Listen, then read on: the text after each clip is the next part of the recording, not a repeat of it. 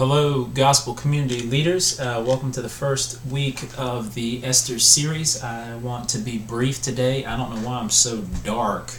It's just very mystical. I'm trying to set the mood of darkness. I have no idea why it's doing this. But anyway, you can hear me.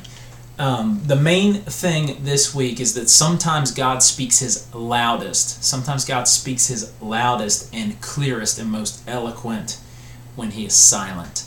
Okay, so again, that's just speaking to the fact of in Esther we have no mention of the name God, no mention of Him there, but we still see that He is at work within that book. And so that is our main thing.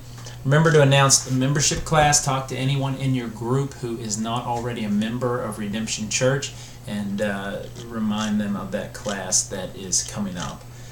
So there's 3 questions here that are very self-explanatory. Please read through them before you ask them so that you are prepared. Question 3 does have some resources below to help you talk about it a little bit better. There's a term there. We're talking about the incarnation, but we're talking about how the example of the incarnation plays itself into missional impact.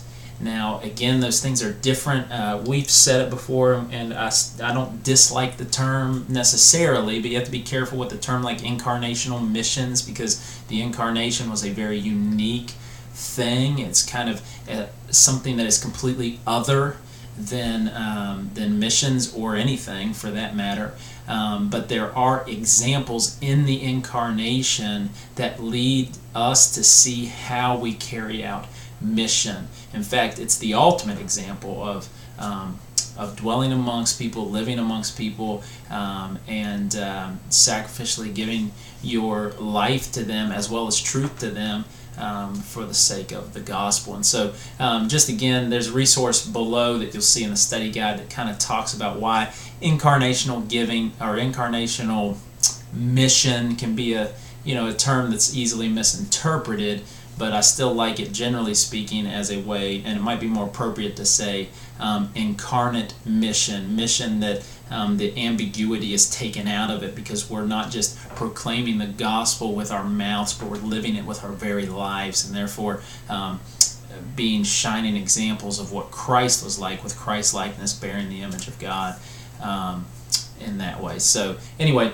that's that. And then there's a new book list below, and that'll continue to be added to throughout the Esther series, but these are some books that will be helpful to people if they have more questions about biblical womanhood, providence, or identifying their calling, what they're called to be. And then there'll be more issues that we address and have books available for through that book list. So check that out. The announcements are important, so don't miss these. Talk about the Haiti trip that's coming up, and people can see Corey Weaver if they're interested in that. That's going to be May 3rd through 10th.